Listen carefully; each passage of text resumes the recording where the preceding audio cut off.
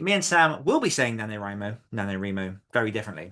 I don't think we need to go into it. Like, just on a whim, yesterday spoke to a friend and potentially might be starting a new podcast. So that happened. But that's what Nature I like abhors a vacuum, and so does Dan. Yeah, because Nano did change my life. Nano did give me the knowledge that I could, and I have every month since. Activate your energy. Welcome to the Activated Authors Podcast, a show where we distill the core principles of what it takes to become a happy, healthy, and productive author, no matter what stage of the journey you're at. I'm your host, Daniel Willcocks. I'm an international best-selling author, as well as an author coach, speaker, and creative entrepreneur. But most importantly, I'm a lifelong student of all things productivity, psychology, and human behavior. Thank you for joining me for today's episode. Without further ado, let's dive in. What is up, Activators? And welcome back to another episode of the Activated Authors Podcast with myself, Daniel Willcocks, and... It's me, Sam Frost. And we are... You won't see this on the podcast, but we are in the flesh today.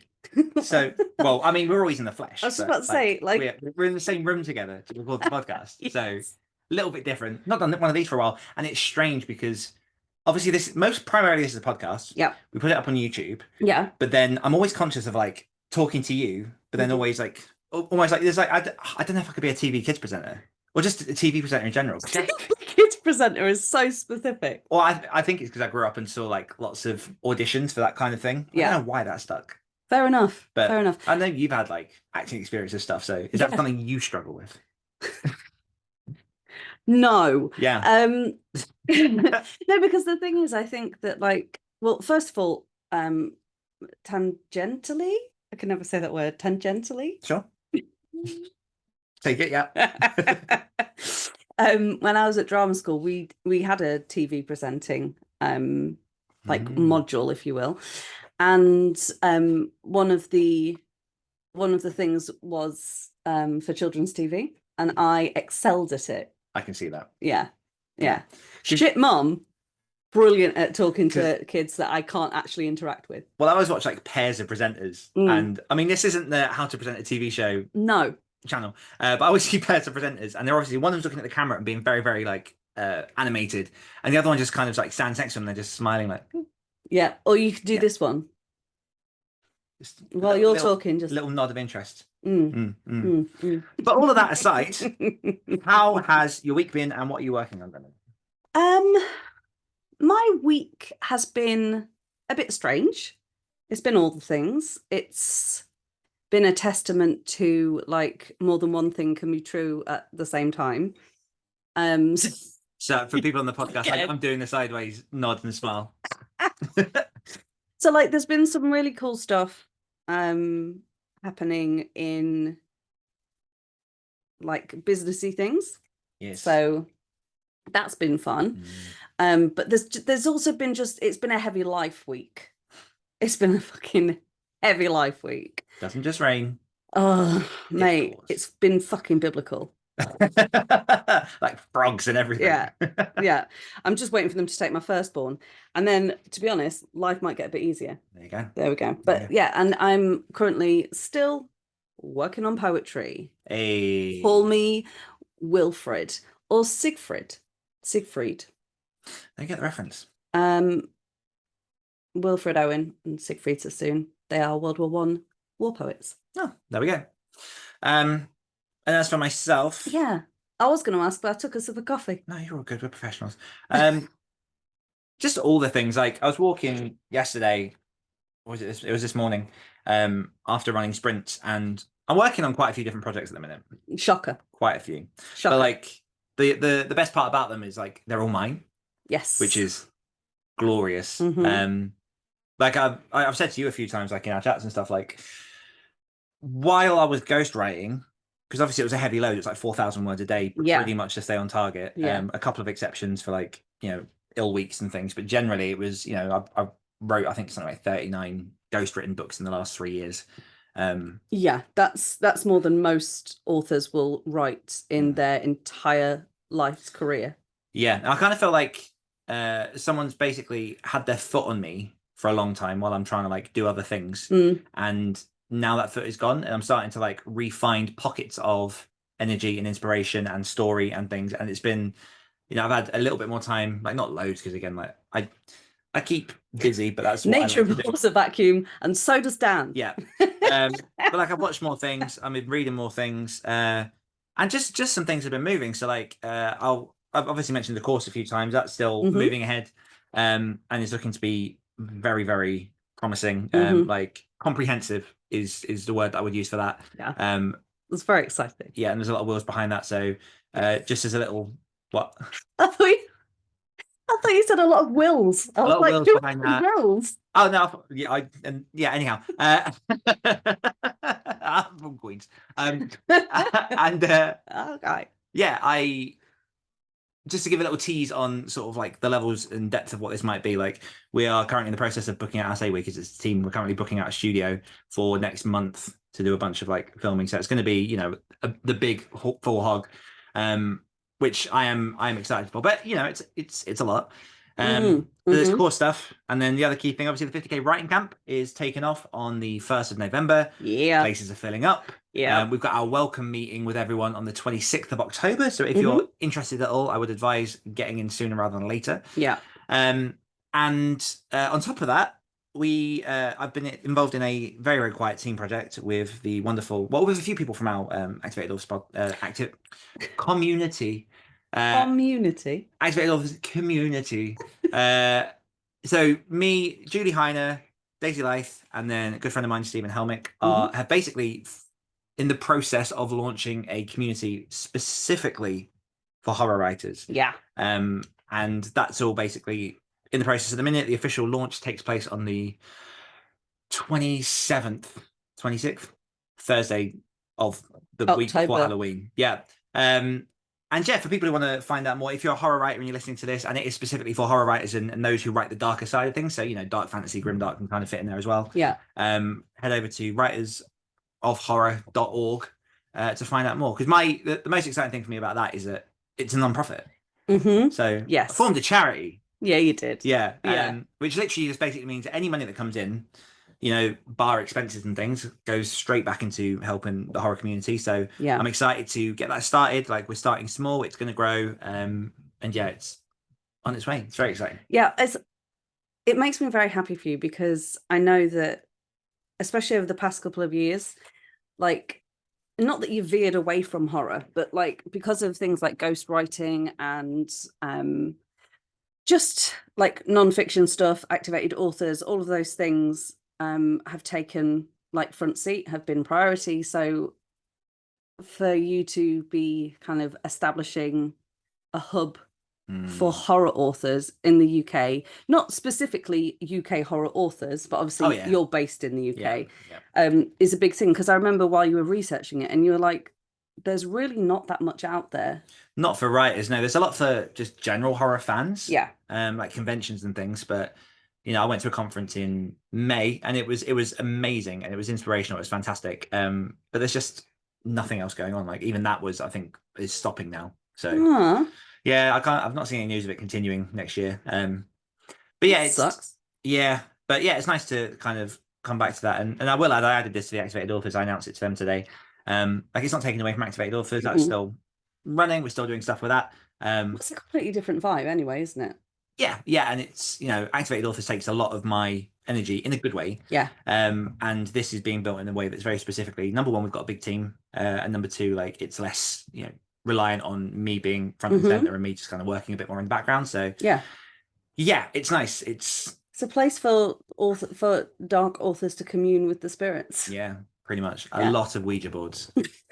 A lot. GIFs. Yeah. Yeah. The same GIF. Where is it? Behind you. Amazing. Next up, what is your key takeaway for? I'm leaning forward for people who are watching us on YouTube because I've got the notes there. I just need to remember. What is your key takeaway for this week? Well done. It would have been very loud on the mic as well. Professional. Pro. I had a surprise therapy session this morning. No. It wasn't. It was a surprise to me. It shouldn't have been, because I did in fact schedule it for this morning, but then completely forgot because I normally have therapy on Friday mornings, and forgot that my poor therapist needs some emergency dental treatment. She's needed it for 3 weeks, but she couldn't get time off. Oh wow. Yeah. Like self-employed. Yeah. And during that session, I had a realization that, like, when I look back, say in 5-10 years time, at this year in particular, it is going to be one of those years that I remember fondly, and I also remember with a shudder.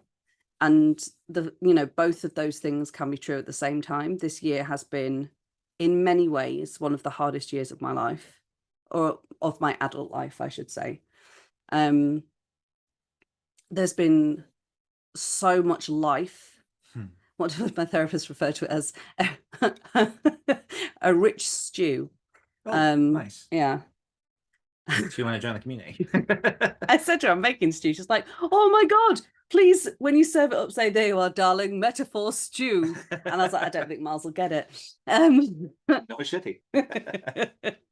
So there's been like a lot of really trying things this year, but there's also been a lot of amazing things and a lot of growth. And so my key takeaway is that I realize that I am now far enough along my recovery to be able to not only hold both of those things to be true, but also knowing that I can sit with those emotions. And that is something, I mean, we've spoken about this before, like the whole easy button thing. Yes. I really feel like I properly put away the easy buttons this year. And I sat with the terror and the fear and the discomfort and the depression and the joy and all of it. And I faced everything that I needed to face. And it's that knowledge of knowing that I can handle my life. I might not always want it. Relatable. Yeah. But I can handle it. And I said to my therapist that, like, there's been a lot of fires this year, and I've been able to put most of them out by myself. And when I haven't been able to do it on my own, I've been strong enough to reach for help. Yeah, huge. So that's it for me, is that realizing that, as I said to you, fire may be stronger, but I'm smarter. Yep. So yeah, that's my takeaway, that basically I've got this, whether I want it or not. Yeah, I mean, that's the thing, isn't it? Yeah. That's huge though. Congratulations. Thank you. Big win. How about you? I guess mine this week has basically been that not everything has to have some kind of like end goal or profit margin. Like I am working on a novella at the minute, which is very close. I didn't add that in my update. I've done 8,000 words of a novella. Yeah, just a short 8. But that, like, the way that I'm writing this and how I'm writing it, it's very much, it's not commercial. No, it's just not. Like the way that I've written it, it's like, it's very, very purple. It's very, very poetic. It's a pouring and an exorcism of a bunch of things. So like, while obviously it's fiction, there is like a lot of plugs of truth in there on certain things. I'll let readers decide what they are. But it's, I guess for me, it's a way of, after writing so much for other people in various different styles, me just kind of going like, let me just have some fucking fun with language. Yeah. And let me just, and I had a few weeks back, I was looking at potentially, how do I shape it out? How do I put it out to agents and stuff? And I'm kind of wobbling on that because it's not that I don't want to try to go through agents and publishers. At some point, I think it could be an interesting thing to go through. And for sure. Like, absolutely, there's still a lot of benefits and opportunities for doing that, because obviously you reach new audiences, like there is credibility in the market, all that sort of thing. Yeah. But like this book itself, I have started in my head basically shaping into the type of book where I'm just like, it really is just for me. So I've contacted an illustrator today who I love his work. You've seen some of it; it's gorgeous. Yeah, it's beautiful. It's not commercial fit; it's very literary in style. Elevated horror. Elevated horror. But like, I'm just like, I think with this book, I just want it to be an art piece. I just want it to be what it is. I want it to capture a moment in time. And, you know, if readers find it awesome, if they don't, then like, whatever, fuck them. But also... Not individually, that would take a lot of time. But also, like, I've got some very, very commercial projects in my head lined up that I want to get to. Yes. But with this type of style, like, there's a part of me that's like, if I use, for example, this illustrator, like, and I brand these books in a way in which people, when they come to them, they know what it is. Yeah. Then it gives me that opportunity of stretching, of flexing, of like just trying lots of different things, and just having that as like its own very, very almost like experimental series. Yeah. Yeah. So, you know, it comes back to some stuff we talked about, but it's like it's the messaging and everything else, because you know, I still have to be aware enough that, you know, it's part of my brand. Yeah, of course. But I can still be very clear about what people expect when they get to the book. So yeah, it's that. And also, like, just on a whim, yesterday I spoke to a friend and potentially might be starting a new podcast. So that happened. Watch his face. Nothing to do with writing. Oh my God. It's just for fun. Can I just say, like, no. Well, I'm gonna. Every meeting that we have ever had, every single one, involves you listing the plethora, the smorgasbord of projects that you are working on. Cornucopia. Sure. But like the one from the Hunger Games. That's more relevant, I think. Okay. And it's always like, I need to reduce, I need to simplify. And then you reduce and you simplify, and then the next time I see you, you're like, so now we're doing this and this and this and this and this. I mean, it's not confirmed yet, like, but it will be fun. Yeah. Yeah. And like, in all seriousness, I am happy for you, because actually it will be fun for you, and it's nothing to do with work, and it's just fun. And like, it's not business, it's not for money, it's just literally just dicking around. Yeah, just to tease for people, just to add like a little bit of context, it's probably going to be some kind of video game stream. Yeah. Like 10 points if you can figure out what video games will be. Wahoo! It's not it. No, you did it wrong. Sorry. Wahoo! Wins from the community. This week, we're going to go to Emmy Grange, who says, my win for the week is that I started a gratitude journal and made kheer, which is an Indian rice pudding often used in rituals and celebrations, and also bought a plane ticket to fly to see her mum for Thanksgiving, which is a huge step for someone who doesn't really like traveling too far from home. Yeah, so that's amazing. Massive, Emmy. Love that. Love that. And thank you for sharing. I want some of the rice pudding. It does sound good. I like rice. Have to look into that. Yeah. Send me rice pudding, Emmy. What I missed out of that, she did also add like a bunch of like the cinnamon and like all the stuff that's in it. But I thought that would be too long for the podcast. Yeah. If people are interested, then join Activated Authors. So what you've done instead is talk around it to make it just as long without including the stuff. So what's our question this week, Sam? Well, here's the thing: is before we started recording this, I asked you to remind me of the question, and you didn't actually tell me. You told me what we were talking about. Oh, so it's just the one word, yeah. So so the question is NaNoWriMo? Yeah. Yeah. Yes, we want to talk about NaNoWriMo. Because... Sorry, I apologise.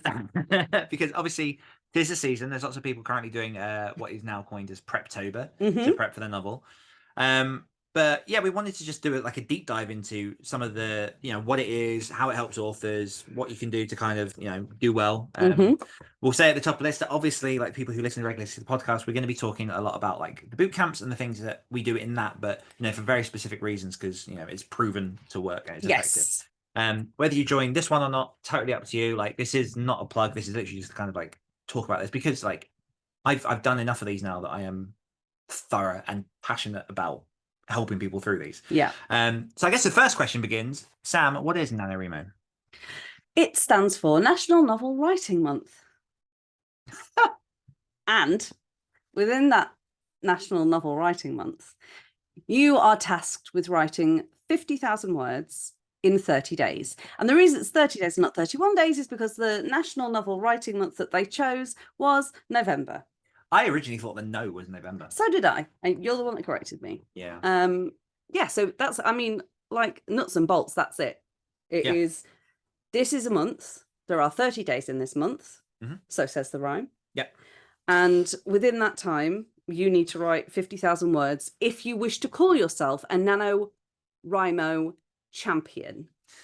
Couple of things before we dive in deeper. Yeah. Number one, we have no affiliation with NaNoWriMo. No. It is its own independent charity organisation. They do incredible things helping fund authors and doing sponsorships and bursaries, and they've been running this since, I believe, either around 2010. It might not be the exact year. So that's off the bat. Number two, when we talk about the 50k writing camp or the formerly Nano boot camps, they again are no affiliation with Nano. That's entirely a separate thing that we do to help facilitate people through those doing the challenges. Number three, me and Sam will be saying NaNoWriMo very differently. Yeah. I don't think we need to go into it. No, honestly, honestly, like for me, I don't care. Either way, does not bother me. Yeah, I think conventional wisdom, lots of people tend to say NaNoWriMo. I say NaNoWriMo. Yeah, Remo, like right. Yeah. NaNoWriMo. So moving past that, 50,000 words in 30 days. Now, my first Nano was back in 2016. I heard about the challenge through co-writer and author friend Luke Condor, and when he told me, I thought it was absolutely fucking insane. I thought, you know, to write 50,000 words in 30 days, like up until that point, I was probably getting about maybe 300, 400 words a day.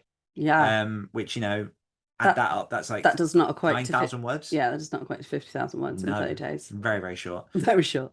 Short line. Sorry. And obviously, like the idea of writing 50,000 words, especially when you start off, is like it's terrifying. Yeah. Like I remember a uni writing my dissertation 10,000 words. I managed that in a week because I left it to the final week, and it was hell. Yeah. Like I had nothing else to do, and I crawled through 2,000 words a day. Wow. It was horrendous. I did not like it. And yes, the math there is it was actually 5 days, and then I had one day off and then one for editing. So just for the pedants in the room. But that was brutal. That was horrible. And then started properly writing in 2015. As I say, my word counts were very modest at the time. I had a full-time job. Consistent though, mate. Consistent, yep. I had a full-time job, working many, many hours. I had my son was 1 or 2 at that point. And I came to the challenge, gave it a go, made 33,000. That's incredible. Which is a failure. Yeah. It's not. No. But it's a failure. Because, that first Nano. That's what we were talking about last week. Yeah, exactly. Like, you set these lofty goals. If you're just shy, you feel like a failure, but you're not. And this is what hindsight has taught me, because the real big lesson I learned from that first Nano was just consistency. Consistency and finding other people to help you along the way. Oh, yeah, key. And, you know, it was, you know, I gave it everything. I did between things. I had a very hectic life. I managed 33,000 words, which is like a considerable increase. Yeah, on 9. Yeah. And so that was where I went on my first Nano. How was your first Nano? We had slightly different experiences. We did. I was not writing consistently before then. I had no real aspirations. I'd always wanted to write a book, but I think, like, find me someone who doesn't want to write a book. You know, the second you tell someone you're an actor, they know someone who's an actor and they're always doing better than you. Yep. And the second you tell someone you're a writer, they want to tell you about the book that they want to write. Yeah, I got a great idea for a book. Have you? Have you, Derek? Yeah. Cool. Write it then. I'll see you when it's done. Yeah. Don't tell people you're a ghostwriter either. Oh God. The judgment. No, just you can write my book. Oh, like I'm a comedian. And then tell me a joke. The minute you tell them the actual fee for ghostwriting, they don't care anymore. No. Yeah. So yeah, I had a very I've said this to everybody in the world, it feels like at this point. But yeah, for me, the only reason I was doing it was to finish a book for money that I had recklessly promised, thinking that, like, as you do, it's so easy. I just write a book. It's just words, mate. One after the other until the end. Which again, nuts and bolts is what writing a book is. Yeah, in its purest form. Yeah. There is more to it, I found.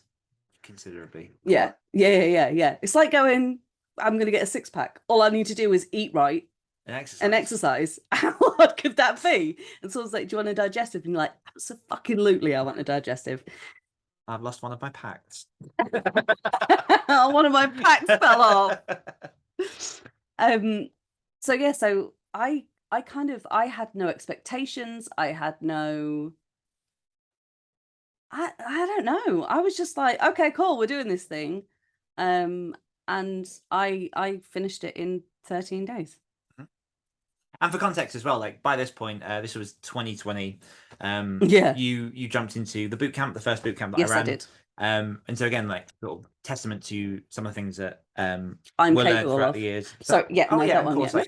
Like, no, but absolutely, like there is that element of it because we've spoken a lot within the community itself, like in sprints and stuff recently, and probably on this podcast as well. It's hard to keep track sometimes, but it doesn't happen without the work. No. And God, no. You put in the work. Yeah. Over those 2 weeks. So like, although it was your first one, although like it was a very very limited field of vision on the stuff that you need to do, you made it happen. You wrote the 50,000 words. Yeah, I did. Yeah. In a very very like impressive time. Thank you. Like that is something to be applauded. But like compare that again to my first nano. I was very very fresh to writing. I didn't have any communities. I had no idea of any of this kind of stuff out there. And so although technically it's a failure, we've said like for me it was a success because I massively improved. Yeah. And the big thing that happened for me after that is I learned that I think at that point I was writing 1,000 words a day. And you go from 300 words a day, 400 words a day to 1,000 words a day. Yeah, that's like, insane. Your outputs increase. Yep. And so Nano for me, it wasn't even about the book in the end, because that book still doesn't exist in the world. It's in a drawer, like it's shite, honestly. Yeah. But for me, the main lessons that I learned from going into this challenge were building a consistent writing habit, learning, where the limits lie and that I'm not sort of bound from where I am. Like, I could have just believed that the best I could do was 300 or 400 words. Yeah. But I gunned for it. And again, just the importance of this wasn't necessarily the first year. Later on, I would learn the importance of finding people to do it with and the community side of things. Well, yeah, this is what I was going to say after I made that hilarious quip about the fact that I did it in 13 days because I'm basically a very impressive person. Is that I know myself. And had I not been in an environment that was challenging, that was supportive and fun, with the exact right amount of up your arse I shall kick. I don't think that I would have done that. I don't think I would have finished the book. And you know why? Because I've been trying for 6 months before and I hadn't. And yeah, I do think like community is essential. Well, okay, maybe essential is a very strong word, because there are people that do it by themselves and are happy to do it by themselves. Yeah. But I think for the majority of people, community is vital. Like we are social creatures. We're not built, as much as sometimes I wish we were, to live in isolation. We are built to like engage and communicate with others. It'd be really good if there was a huge social experiment that tested what it would be like to put people in isolation for 1.5 years. Yeah. We should look into that. Oh my god, one of the dogs has just farted. I'm sorry. You don't get this experience listening. That's a wall that has just hit me. We'll be back after these announcements. Oh my god. It'll hit me in a minute. I don't like it. I'm scared now. Yeah, be it's scared. Like knowing your future. It's a wall and it's coming for you.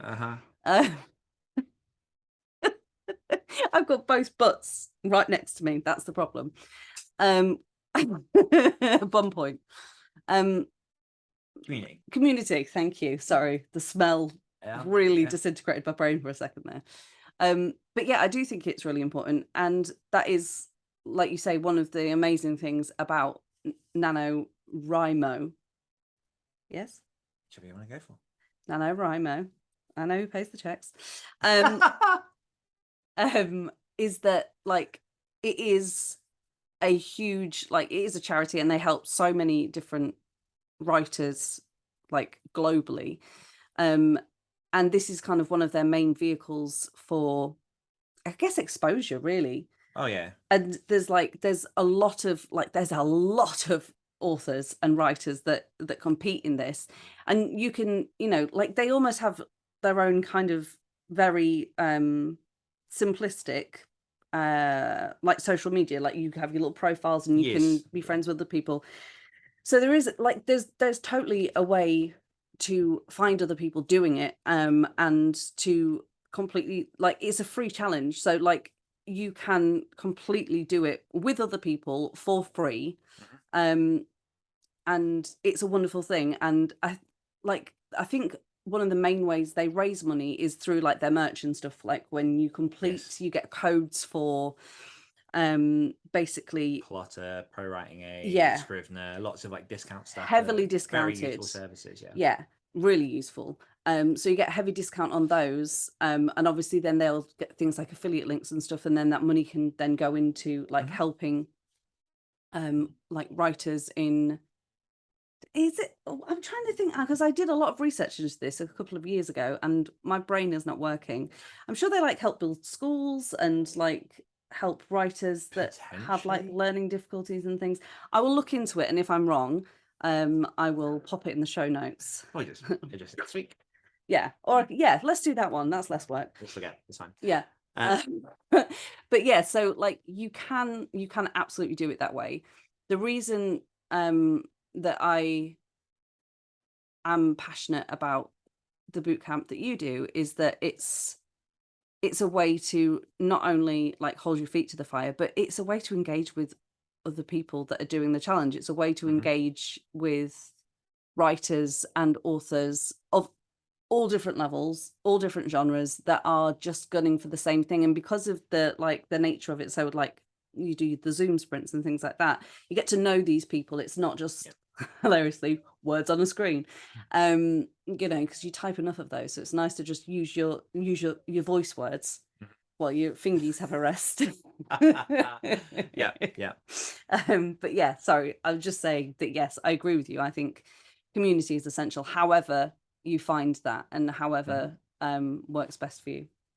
And I think that was kind of the key takeaway the second year I attempted it, because I declared it to more people after all the things that happened during the first one. And when I say things that happened, it's nothing dramatic. It's just work got in the way and things. But I learned a lot of lessons from that first year to be able to look at the second year and prepare and to say, what do I need to do to make this happen? And 2017 hit the 50,000, no problem. And pretty much been doing it ever since. And again, like the key takeaway from getting involved in these challenges, even if you don't quite hit that mark, just be proud of, how far you've got. Damn right. Because again, like the huge part of this, the writing habit is more important than so much. If you want to make it, as a creative, if you want to make it as a full-time writer, if you want to, just consistently put work out and submit and do all that kind of process, you have to be creating. It keeps the muscle sharp. Like we had Thomas Fenton on our expert panel this Monday talking about this exact thing, like the creative muscle. Screenwriting for Hollywood for years, and every week, every month, he's writing like something just for him. Exactly. Because you need to keep sharp.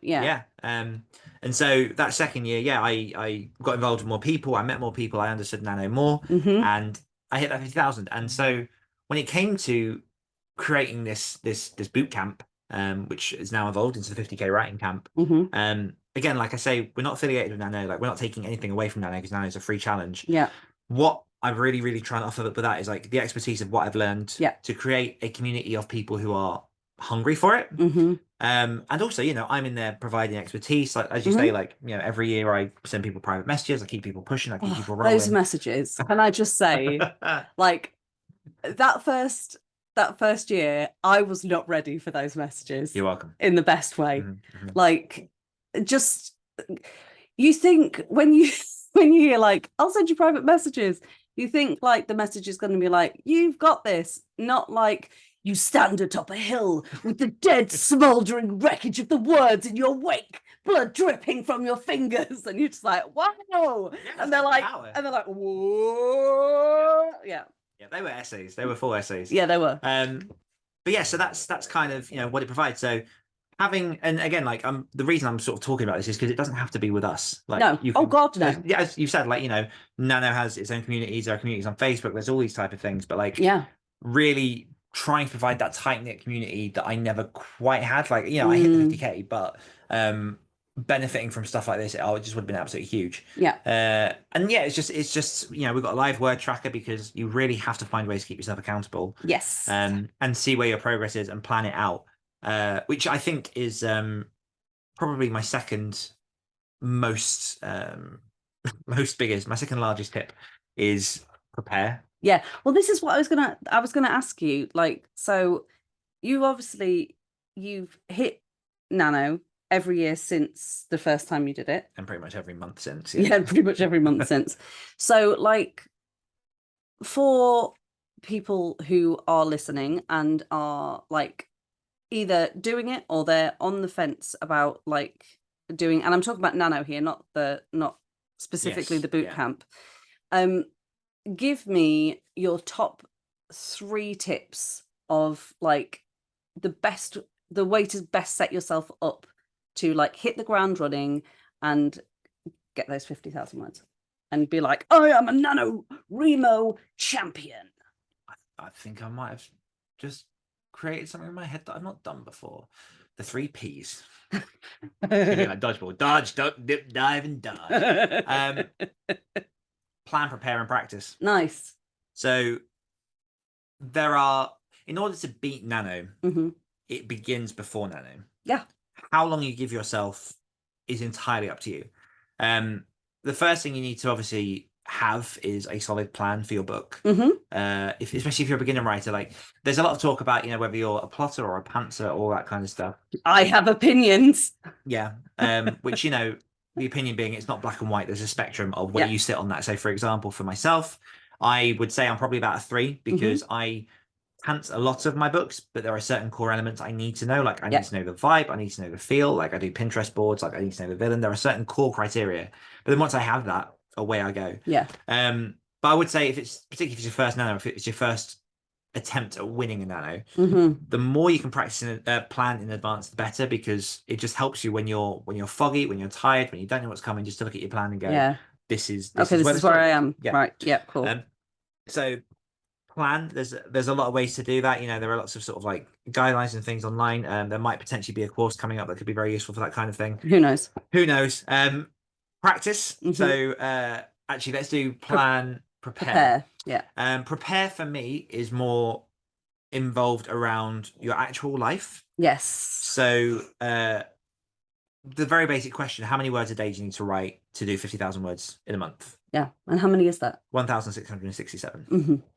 If you are to write every single day of that month, which likely people won't, because you have events. Like I've got 4 birthdays in November that are quite big birthdays, so I never hit like full 30 days of writing. No. So doing that basic math of looking at a calendar and going, okay, what days can I get to the page? Which ones can I not? And be realistic. Be hella realistic. Yeah. It makes a difference. Yeah. And then divide that by the 50,000 and see where you count, because you might think, oh, easy one, 1,667 words a day. Not easy, but like fair. It sounds a lot more doable than 50,000. Let's put it that way. Just take off your weekends, which is arguably, depending on how it turns each calendar month, you lose 8 days. That's like a third of your time already. Yeah, because like whether you've got birthdays or weddings or like graduations or whatever, you still need days off. You've still likely got people in your life that are going to like call the police if you just disappear for a month. And weekends, most people will work a job that kind of is heavy in the week, and so weekends you're going to be exhausted. You might have family, that kind of thing. So say for example 8 days away, take that, maybe 2 for potential tiredness. You've lost a 30 month already, so that's now 2,400 words a day on the days that you can write. So realistically, it's about doing your math. It's about knowing how many words you need. And again, that's one of the good things about having our word tracker is, like you put the information in there. It's all set up so that people can see their targets. And and you can see that you're beating everybody. So there's obviously the word count side of it. Make sure you prepare that. And then I also say as well, look at everything that is just on the fringes of what writing life would be. So, have learned to make sure that I'm still sleeping during Nano, because if you have like 4 days where you're staying up late to write, that fifth day is going to hurt. And the 6th and the 7th. Yeah, and also, and because this is kind of twofold. Tell people within your life that you're doing it, like Yeah. friends, family, whoever you're living with. Tell them that you're doing it, because that serves two purposes. Number one, it makes you more accountable, and Yep. people might be more likely to ask you, and you might be more like, okay, well, I'm doing this. Mhm.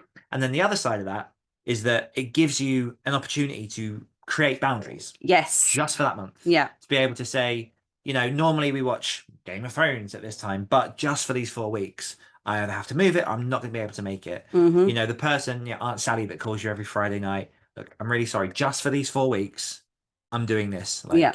it's important to me. I want to write a book.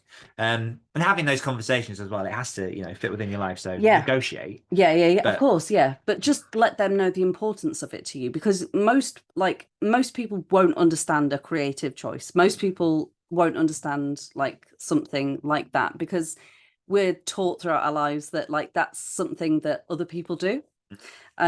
So just you'll know your friends and your family, like either explain to them that you're doing this and the importance of it to you, or come up with something that they'll understand. Yeah. Like make your life as easy as possible for Mhm. November. Yes. So yeah, there's those two sets: plan and prepare. Mhm. So yeah, it's on the page, it's in your life as well, because you can't, like, 30 days is a long time, and it will feel long as you're attempting. Until you walk into that last week and you have it and Uh-huh. you're behind, and then it feels like nothing. Yeah. And the third main one, I do have a 0.5 to add to that I'll do in a minute, but like the third main one is practice. Yeah. So rather than just turning up to the page cold on the 1st of November and going like, right, let's go for it. Yeah, don't do that. Like, no, it's a marathon. Like, you have to ease into it. So my recommendation, and we've got someone in the community at the minute who I've kind of suggested this to, is throughout October, just get to the page, just pre-write, just practice, just warm your hands up. Like, I had exams for a qualification a few years back, and even though the tutors and that were like, because it was handwritten exam, this was 2019. Like, yeah, a handwritten exam. I couldn't understand it. But even she was like, practice beforehand, because you're going to get into that exam 3 hours of writing with a pencil after not doing it for Just years. your fingers cramping. Oh, so yeah, like in that, I would write letters. I would like practice just to like warm my hands up, because again, you can't just go from like 0 to running the London Marathon. You have to Unless ease you're into Eddie it. Izzard. Like Eddie fucking Izzard. Yeah. That person is Yeah. a machine. Yeah, they are. But yeah, so yeah, warm up to it, prepare, practice. And it doesn't have to be anything huge. Like, maybe it's part of writing your plan. You've like X hundred word of plan, maybe it's the outline, whatever it is. Just give yourself that opportunity to be ready and to get into that mindset of doing it beforehand. Yeah. It will just make it all that easier when you get into it. Yeah. I mean, forming habits can take like anywhere from like a few weeks to a few months. So if you're planning on getting up early for Nano, do it in the middle of October, do it at the beginning of October, and get into that habit, because trust me, it gets harder if you don't. Yeah. And then within that, just the final 0.5 is when you go off that finish line, ride that starter energy for all it's worth. Yeah. Because the first 3 days, arguably, and the last few days, but the first 3 days are really the deciding factor. If you can get as many words in the bank as you possibly can in those first few days, you buy yourself time. You buy yourself those extra days in which you're not quite going to have the energy. So yeah, just rack them up while you can, especially if you're with people. Make it a little competition. You had like a thermometer. That, yes, I did. People would. I still never seen how it works. It's, I just hear about it all the time. It's a quite simple concept. So I'd get a large piece of cardboard and I would draw a questionable thermometer on it. Many people have referenced the fact that it looks more like a phallus than a thermometer. I would say, look at any thermometer. They've all got balls and a shaft. Carry on. And then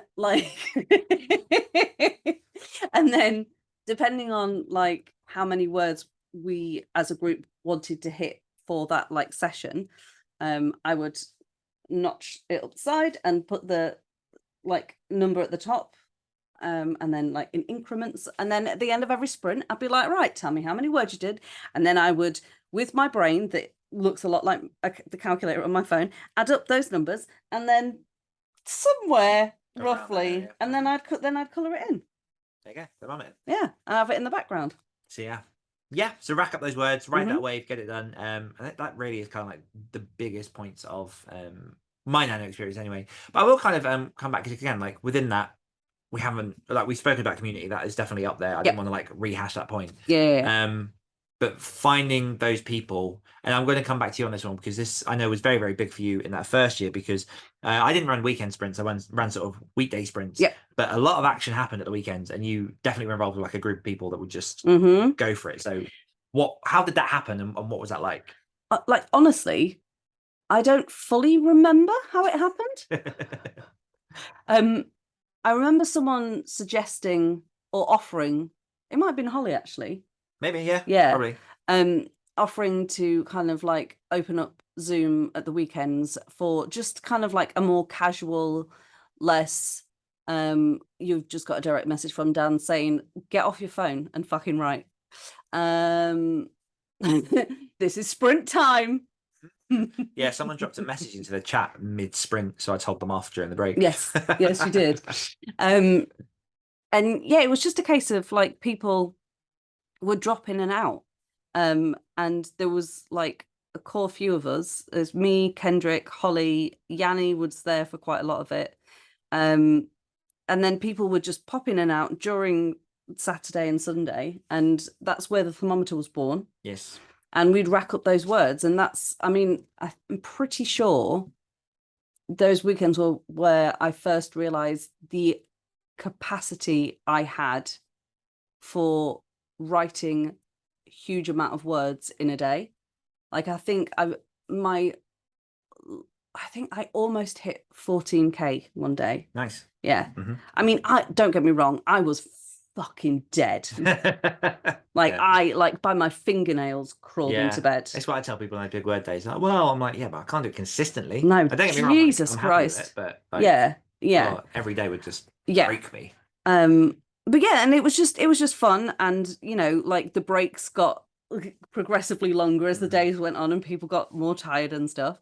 But yeah, it was just fun because it was that thing of like, well, we all want this, and you know, we're all aiming for the same thing. So it was just a way of us kind of connecting with each other and having fun and getting the words done. And like we consistently smashed those fucking word counts, even with like 3-hour talks in between like 20-minute sprints. Yeah.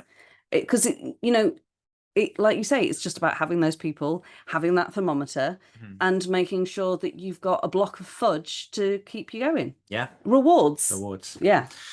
Yeah, absolutely. And yeah, it was for me anyway, you know, starting the community and trying this stuff out and like seeing the rewards from it, like to know that people were off their own backs just meeting up. I do think a big part of that comes from if you have the opportunity to do it in person or with some kind of like, you know, we use Zoom for a lot of ours, so it's accessible for people. Yeah, because we're like, global. Yeah, but actually seeing the people and seeing like the people like directly who are trying it really just helps make it more real than just you know, names on a forum. Absolutely. And I think because like nano is such a huge thing, you wouldn't find it altogether too difficult. I mean, depending on where you live, like obviously if you live in like the arse end of nowhere with no streetlights and your neighbour's called Doris, you might find it a little bit harder.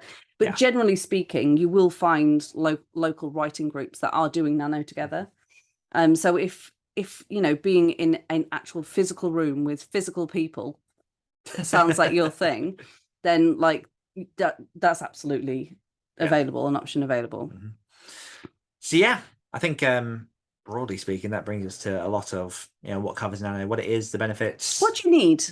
Like just quickly before we round up, like bare bones, someone like has gone, do you know what? I'm going to try nano this year. Crazy. What do they actually physically need to do it? Something to plan your book with, something to write your book with. It's just that simple. Like, I wouldn't recommend pen and paper for people like me. Like, there are some people that do very well with pen and paper. Kendrick smash nano with pen and paper.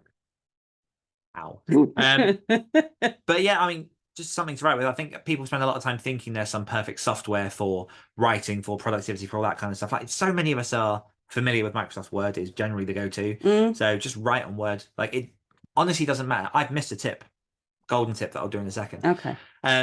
The golden tip. Or should I save that for the camp? You dickhead. No, like Microsoft Word is absolutely perfect. Just something to type with, like Google Docs, Scrivener, pen and paper, like anything that works for you that you can get the words down, because ultimately that's all you need to do. A stick in the blood of your enemies. Yeah, you just need to write. Yeah. That's literally it. Yeah. There's nothing fancy you need. You don't need something that like formats and does all this kind of stuff. You just need to write words. Yeah. Right. Whack out your golden tip. The golden tip: give yourself the utmost permission to write absolute shit. Yes. Oh my God. That is so. Promise we'll wrap up in a second. The night before, I started my first nano. And all through the house. Yeah. Not a creature was stirring. Oh my God, sorry, my brain was trying to come up with a clever rhyme and I almost lost what I was going to say. The night before, you sent an email to the people that had signed up, and in the email was a video of you just, talking and giving your tips. And I remember you saying, like, give yourself permission to write shit. Like, not just for Nano, although specifically for Nano, it's very important, because like if you edit as you go, you're fucked. Unless you have been writing for a long time and that is like baked into your process, and you can still consistently hit word counts while editing while you go. And I would say that applies to very few people. Very few people. I mean, it's just generally an amazing tip for getting through a first draft. Like, don't edit as you go, and feel free to write shit. Because what happens when you give yourself permission to write shit is you stop judging it. Because I remember hearing that and being like, okay, cool. And then as I was writing, I was like, it doesn't matter if it's shit, because it's supposed to be. It's a first draft. Yes. Like, that doesn't mean, obviously, just sit there and, like, write. Don't deliberately, just like, bleh. All work and no play makes Jack a dull boy. Yes. Yeah. But as you're writing your story, know that it is a draft. It's very much that. Like, it is the blueprint for the house. It's not the house. Like, a professional builder doesn't walk up to a plot of land and be like, Tom, fetch me the bricks. Like you need some kind of thing to build the impressive thing. So yeah, no, that was huge, because as soon as you said that, I was like, oh, I understand this. It's rehearsal. Got it. It's the reason, like, one of the core reasons I write so much is one of the core reasons why I'm able to put out so much work is because that first draft is you telling yourself a story. Yeah. It is fundamentally not about the grammar. It's not about the spelling. It's not about like any of the chapter structure, none of that. It's telling yourself a story. There's a lot of people who will write a chapter, edit that chapter, polish it to perfection, write chapter 2, realize it's all to chapter 1, go back to chapter 1, polish, chapter 2, edit, polish, go to chapter 3. Oh shit, now I've changed. Like, for me, and for a lot of what I preach and activate authors and pass on to people, though I do accept that people do have different processes. So Absolutely. this isn't for everyone, but for a lot of people this has worked well. For most people, I would say. Start writing, get to the end. You're writing 50,000 words of a story. As you go through, you're going to find the story. The best thing you can have at the end of a nano is to be able to take a bird's eye view at what you've got and go, okay, this is what this is. This bit doesn't work. This bit works very well. Yeah. How do we move these puzzle pieces to then edit, to then rewrite? Because there's you can't edit an unfinished story. No. Like, you just can't. No. And that's very, very vital. Take that for however you want to. Yeah. But yeah, tool wise, all comes down to keep it simple. You just get words on the page. That's it. And yeah, obviously, like another tool within that, the 50k writing camp. So and a tool within that, Dan. Hi. I called you a tool. Sorry, I just remembered the first. That. But no, do you remember? I actually called you a tool. The first. Yeah. Still stings. But no, absolutely. Like, so again, like, you don't need any of this stuff. You don't need to pay. You don't need anything else. Nope. The reason that the 50k writing camp is created, the reason that I charge for it, the reason that it's done so well over the last few years, and that I see it doing very well again this year, is because the community are invested. They're putting the money where their mouth is. Like, I'm in there. I'm spending my time pushing you guys, trying to make things happen. Like, one-on-one conversations if you need them, writing tracker, all the things that you need to succeed. Give you every damn chance to make it happen. Yeah. And so, like, if you really want to give it a go, if you're really serious, if you think it's worth your time and your investment, then jump on in. activateauthors.com/50k. Again, I stress that is not the reason. Like, that we're stressing is because Nano did change my life. Nano did give me the knowledge that I could, and I have every month since. So, like, I've made a pretty decent career off of writing and teaching writing thanks to Nano. So there's a lot of appreciation, a lot of, it's an incredible organisation. It really is. Yeah, I'm a monthly donor, so I actually give them money each month to keep doing what they're doing. So activatedauthors.com/50k, and you can find out all the information there.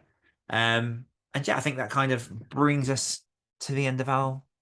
Yeah, I'm just checking the notes. Yeah, I mean, I will just very quickly add, because I like to. Cool. That if you are considering jumping in, and you're not quite sure what to expect, in the sense of who will be in the room, because I had similar concerns. I was like, I'm going to be in the room with real writers, and they're going to look at me and be like, like, you will find people of all levels. Yeah, all walks of life, all levels. You'll find people that like have been writing their entire lives. You'll find published authors, but you'll also find people that have stupidly promised to write a novel for a family member because they thought it would be easy. People that have never published, people that are like in the middle. Yeah, like there's, and one of the, and it's weird being nice to you when you're right next to me, but one of the like wonderful things about Dan, about Activated Authors, about the camp, and is the reason why I stick around and the reason why I'm honoured to work with you.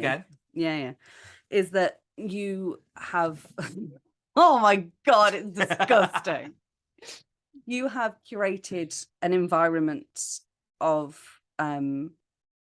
like warmth, of safety, of creative freedom. So like you will get people asking questions and no one will judge them. There is no such thing as like, a stupid question or something that you should already know, because the truth is you've all been there. Yeah. And you can't know what you don't know. And like, if this is your first foray into like any kind of like serious long form writing, there's going to be a shit ton of things that you don't even know you don't know yet. Before you even get to the part of thinking, is this a stupid question? Your brain's not even going to think of those questions because you don't know what's coming up. And that's okay. Like, you can't get to knowing the stuff without first not knowing it. Yeah. That's how learning works. So like, if you are a seasoned author, and maybe, I don't know, like Nano is just one of those things that you've always put off because you've always had something and you'd like to do it with a group of people, it's for you. If you have never written a book before, or like, you have no idea where to start, like to get all those words done and things, it's for you. Like it genuinely is a beautiful, warm place with amazing people. And Dan. Wow. Luna just had a drink and she shook water everywhere. Yeah, all on my arm. You're welcome. It's like a sneeze. Oh. Yeah. It's the beard. What a perfect place to finish. So we will say a massive thank you to you, the listeners, for tuning in. We appreciate you and the time you choose to spend with us each and every week. And as always, if you're looking to level up your writing and activate your author career, head on over to activatedauthors.com to find out all about our community, our resources, and everything else that we've got going on. Nice. That'll be really smooth on the YouTube. Yeah, well, the bit where you just lean in really close to read it from your laptop. And my eyes are going. One more time from myself and from Sam. We'll see you next week. Goodbye. Bye.